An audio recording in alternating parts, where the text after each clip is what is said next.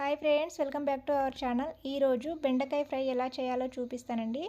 ఎప్పుడు ఒకే విధమైన fry curry కాకుండా ఇలా ఒక్కసారి ట్రై చేయండి, చాలా బాగుంటుంది. ఇంట్లో అందరికీ తప్పకుండా నచ్చుతుందండి, అంత బాగుంటుంది. ఇప్పుడు తయారీ విధానం చూద్దాం. ఇక్కడ నేను అరకిలో బెండకాయలను తీసుకొని ఇలా చిన్నగా కట్ చేసి పెట్టుకున్నాను. ఇప్పుడు స్టవ్ పై కడాయి పెట్టి ఎండుమిర్చి వేసి ఫ్రై చేసుకోవాలండి. ఇది స్లో ఫ్లేమ్లోనే ఫ్రై చేసుకోవాలి. ఈ విధంగా ఫ్రై అయిన తర్వాత వీటిని ఒక ప్లేట్లోకి తీసుకొని చల్లారనివ్వాలి. ఇవి పూర్తిగా చల్లారిన తర్వాత వీటిని మిక్సీ గిన్నెలో వేసి మిక్సీ పట్టాలి. ఈ విధంగా మిక్సీ పడితే సరిపోతుంది. వీటిని పక్కన పెట్టేసుకొని స్టవ్ పై కడాయి పెట్టి బెండకాయలు ఫ్రై చేయడానికి సరిపడా ఆయిల్ వేసుకోవాలి. ఆయిల్ వేడైన తర్వాత కట్ చేసిన బెండకాయలను వేసి ఫ్రై చేసుకోవాలి. ఇవి బాగా ఫ్రై అవ్వాలి.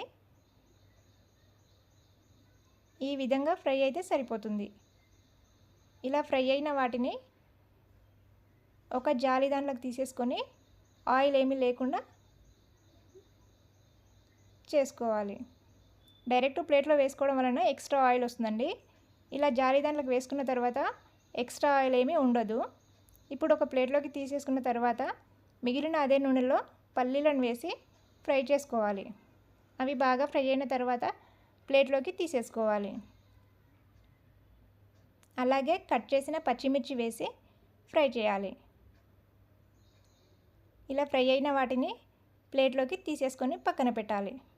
ఇప్పుడు ఆయిల్ కాస్త తగ్గించుకోవాలండి.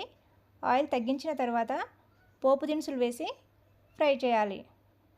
ఇవి కాస్త ఫ్రై అయిన తర్వాత కట్ చేసిన ఉల్లిపాయను వేసుకొని ఫ్రై చేసుకోవాలి. ఈ విధంగా ఫ్రై అయిన తర్వాత 4-5 వెల్లుల్లిని కచ్చాపచ్చగా దంచి వేసుకోవాలండి. ఇందులో అల్లం పేస్ట్ వేయకూడదు, ఓన్లీ వెల్లుల్లి వేసుకోవాలి. అలాగే కరివేపాకు వేసి కలపాలి. వెల్లుల్లి వేసుకోవడం వలన ఫ్లేవర్ చాలా బాగుంటుంది. ఇప్పుడు కాస్త పసుపు వేసి కలుపుకొని ముందుగా ఫ్రై చేసిన బెండకాయలు వేసి కలపాలి. అలాగే పచ్చిమిర్చి, ఫ్రై చేసిన పల్లీలు, మిక్సీ పట్టిన ఎండుమిర్చి పొడి వేసుకొని కలుపుకోవాలి. ఈ పొడి మీరు తినే కారాన్ని బట్టి వేసుకోవాలండి. ఇక్కడ నేను స్పైసీనెస్ ఎక్కువ కావాలని అంతా వేసుకుంటున్నాను. మీరు తక్కువగా తింటే తక్కువగా వేసుకోవచ్చు. ఇప్పుడు రుచికి సరిపడా ఉప్పు వేసి కలుపుకోవాలి.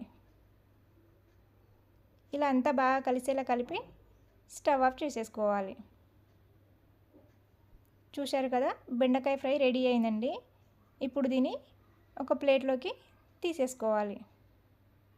అంతే అండి, ఎంతో టేస్టీగా ఉండే బెండకాయ ఫ్రై రెడీ అయింది. ఇది చాలా టేస్టీగా ఉంటుంది. ఒక్కసారి ట్రై చేసి మీకు ఎలా అనిపించిందో కామెంట్ బాక్స్లో తెలియజేయండి.